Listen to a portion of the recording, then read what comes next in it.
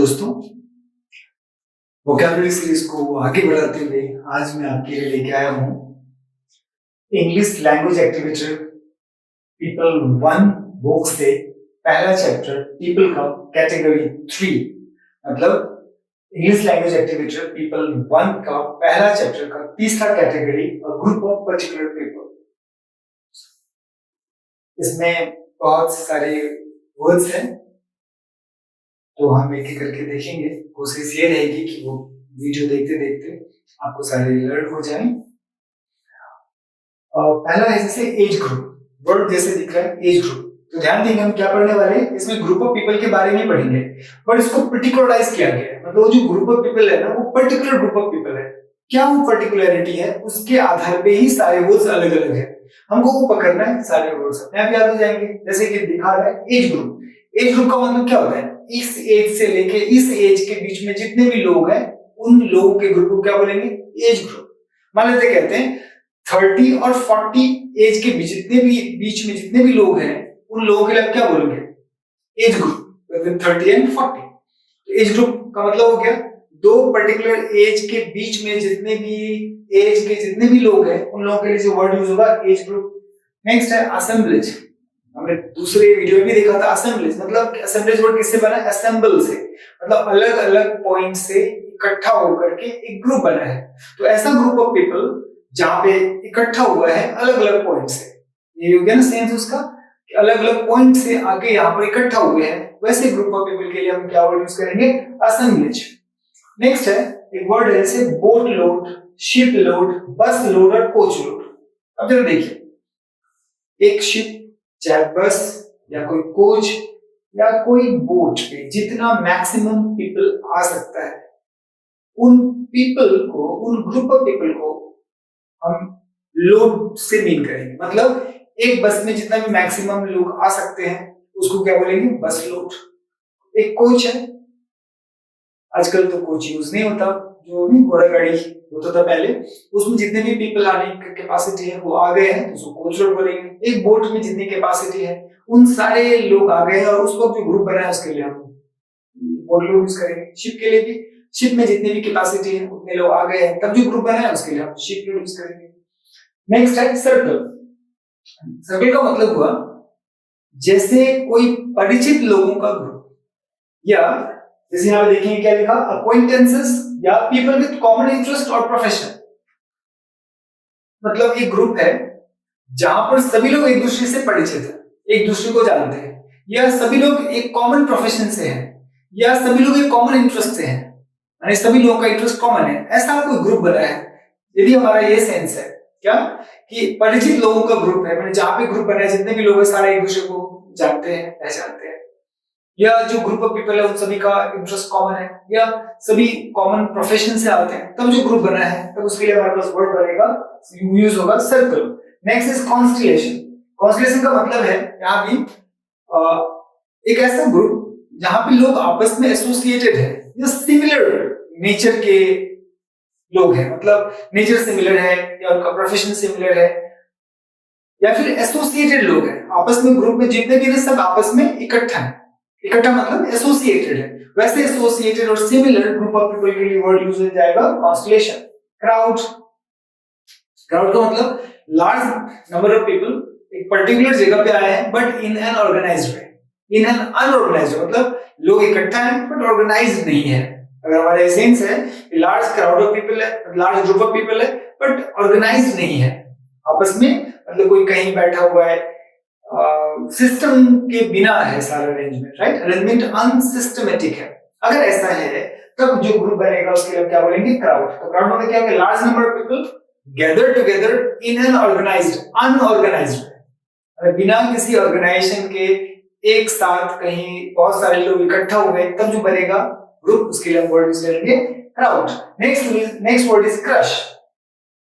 देखिए एक जगह बहुत छोटा है और वहां पे बहुत सारे लोग आ गए हैं और वो सारे लोग आपस में अगर है तो एक दूसरे, अगर उस छोटे से एरिया में बहुत सारे लोग होंगे तो कैसे होंगे? एक दूसरे को प्रेस करते रहेंगे। तो ऐसा कोई ग्रुप ऑफ पीपल है जो छोटे से एरिया में है, बहुत सारे लोग, और इस तरह से है कि एक दूसरे को प्रेस कर रहे हैं, मतलब जब वो खड़े हैं या बैठे हैं तो एक दूसरे को के ऊपर दबे पड़े हैं। ऐसा जो ग्रुप ऑफ पीपल आएगा उसके लिए हम वर्ड यूज करेंगे क्रश। Next is diaspora.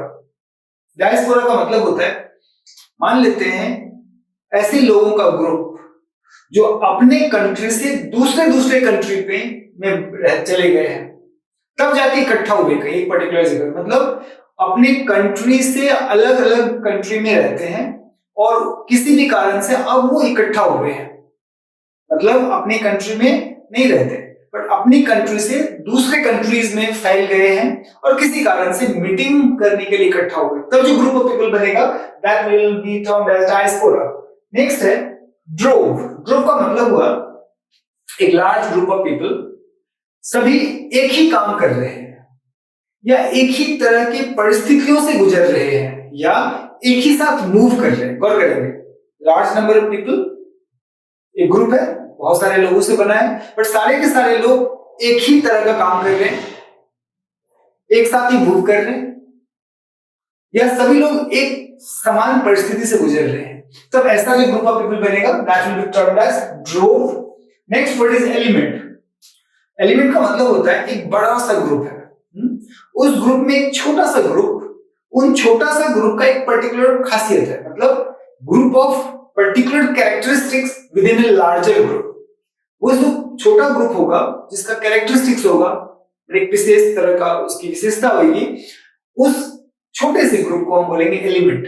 और करेंगे मतलब बड़े ग्रुप का वो छोटा सा ग्रुप हिस्सा है और उन छोटे से ग्रुप की कोई खास कैरेक्टरिस्टिक्स है, मतलब उसमें जितने भी लोग हैं सभी में कॉमन इंटरेस्ट है, कॉमन कैरेक्टरिस्टिक्स है, लेकिन वो ग्रुप किसी बड़े ग्रुप का हिस्सा है, तब जो छोटे ग्रुप को मीन करने के लिए वर्ड यूज करेंगे that will be termed as element.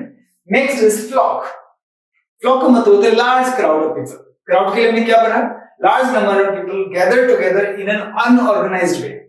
अब इसी क्राउड को अगर हमें बताना चाहते हैं लार्ज क्राउड है, लार्ज क्राउड के लिए अगर वर्ड यूज करेंगे that will be flock. Next is galaxy. Galaxy का मतलब होता है जैसे ऐसे लोगों का ग्रुप जो इंप्रेसिव है, जैसे मान लेते जिनसे लोग बहुत इजीली इन्फ्लुएंस हो जाते हैं।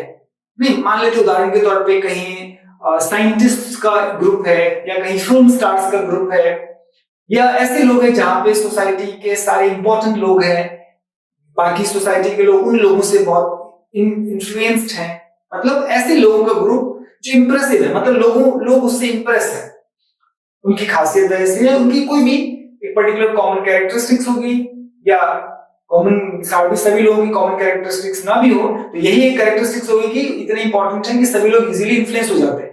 मान लेते हैं ऐसा कम्युनिटी जहां पे बिजनेसमैन इकट्ठा है, इंप्रेसिव बिजनेसमैन या फिल्म स्टार्स या साइंटिस्ट या टीचिंग कम्युनिटीज के जो इंपॉर्टेंट लोग हैं जिनसे सोसाइटी इजीली इन्फ्लुएंस हो जाती है, वैसे ग्रुप ऑफ पीपल के लिए अगर वर्ड यूज करना पड़ेगा तो we will use as Galaxy.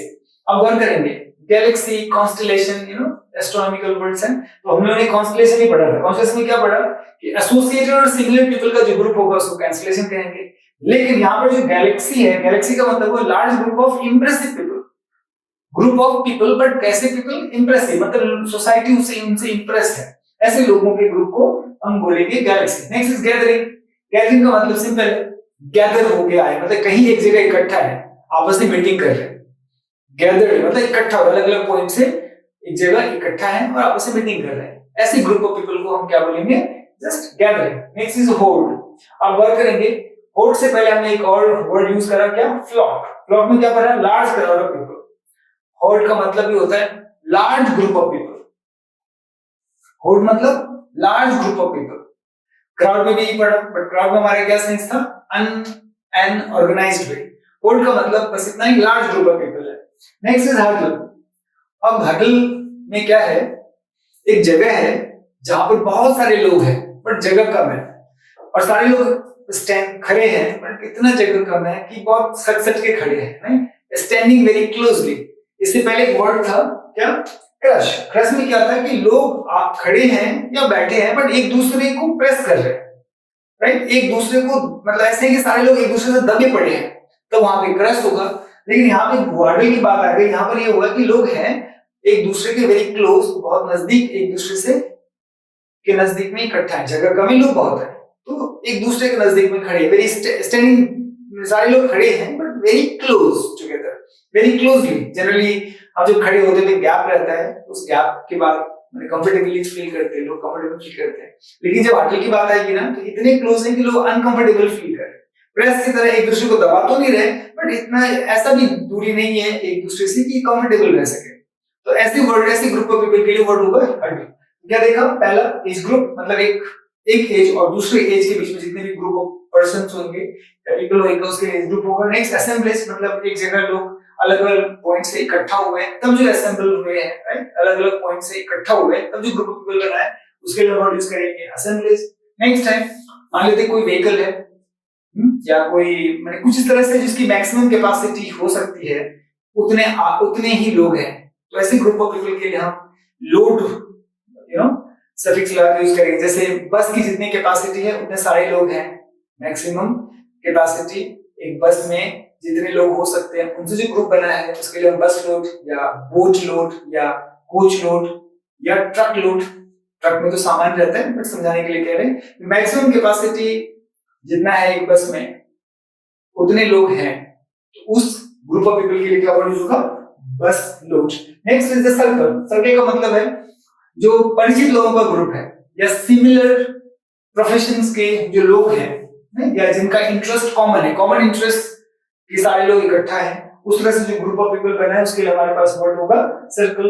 Next is the constellation. Constellation का मतलब है एक ऐसा ग्रुप जो आपस में किसी न किसी कारण से सिमिलर, सारे लोग सिमिलर है या सारे लोग आपस में जुड़े हुए हैं, एसोसिएटेड और सिमिलर पीपल से जो ग्रुप बना है, that we will term as constellation. Next is the crowd, large number of people gathered together in an unorganized way, मतलब बिना किसी ऑर्गेनाइजेशन के, बिना किसी ऑर्गेनाइज्ड वे में बहुत सारे लोग एक जगह इकट्ठा हैं, उसको हम क्या बोलेंगे, भीड़, मतलब crowd.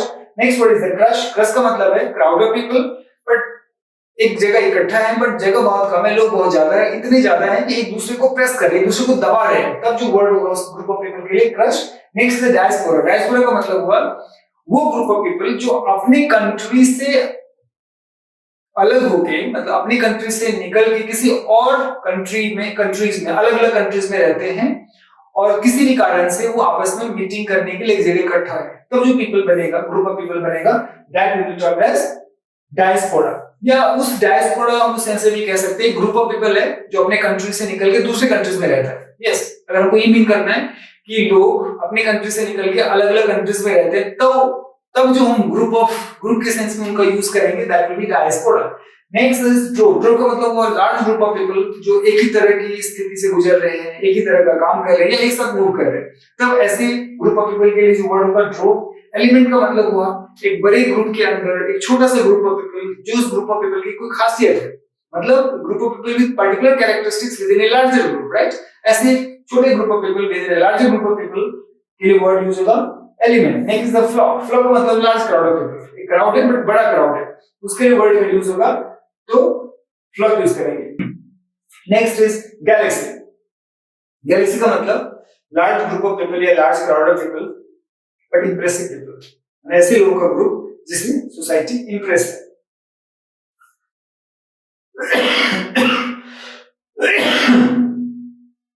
Next is gathering. Simple, एक पर्टिकुलर पॉइंट पे कुछ लोग इकट्ठा हुए, उस ग्रुप ऑफ पीपल को गैदर हुए, इकट्ठा हुए, उसके लिए हम वर्ड यूज करेंगे गैदरिंग।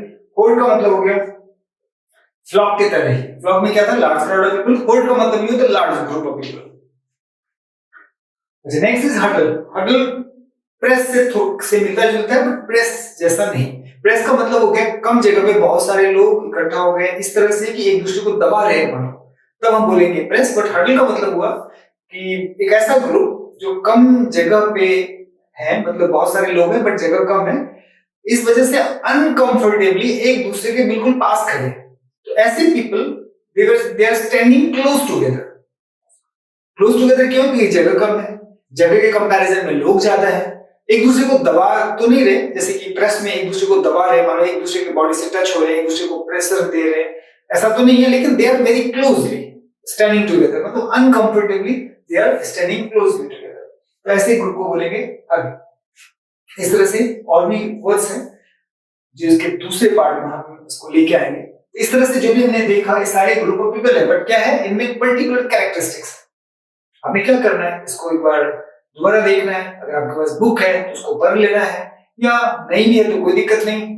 जो वर्ड है आप कॉपी रखिए, पेन से उसको नोट डाउन कीजिए। जो वर्ड को लर्न करने के लिए जो आपको ट्रिक करता है, वीडियो देखते देखते जो पर्टिकुलर वर्ड को लर्न के लिए ट्रिक करता है, उसको नोट डाउन कीजिए, फिर एक बार रिवाइज कर लीजिए, वर्ड आपके हो गए।